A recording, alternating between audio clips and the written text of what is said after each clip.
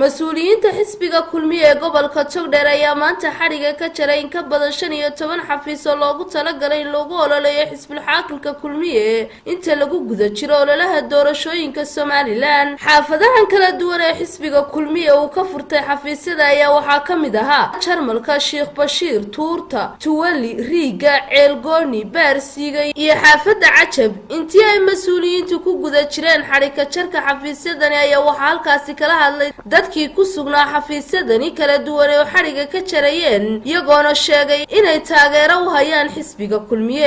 dhamaantiin aad baa u mahadsantihiin sida sharafta loo xushmaysan nooga goysan xariga gurigayagii annaguna taageeray cod iyo cudud buuxda waxaan u haynaa xisbiga kulmiye.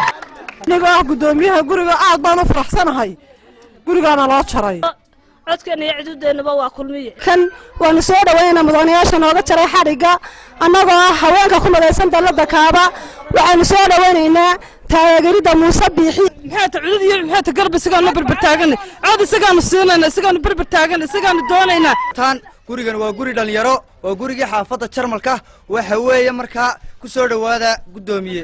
inta ka bacdi annagoo ah xaafada beerta xurriyadda aan ku hadlayo afkii haweenka xaafada beerta xurriyadda waxaan leeyahay oo aan aad iyo aad u taageersanahay xisbiga kulmiye. salaamaya qoladeenan xisbiga kulmiye annagoo aad iyo aad u taageersan dhalinyar ahaan. waxaa isna geestiisa u mahad celiyay mas'uuliyiinta xafiisadan ay xariga ka jareen gudoomiyaha xisbiga kulmiye gobolka Togdheer Xasan Mataan waxaanu yiri xariga uga jarnay ee diyaarsaday gurigoodan ee dadaalkooda muujiyay ee taageerayaasha xisbiga kulmiye aad iyo aad baad saad bacadka ugu taagantiin iyo saad u diyaar garowdeen iyo saad noo soo dhaweyseen iyo saad soo abaabsheen baa waa idinka mahad celinaynaa aad iyo aad baad u mahadsantihiin qorshihiinnan iyo qaabkiinna si wacan baad u dadaasheen waxay diyaar yihiin inay mar labaad talada dalka ku soo celiyaan xisbiga kulmiye aad iyo aad baad u mahadsantihiin ballanteenu waxa weeye 13 Noofembar oo aynu codka ku hubsanno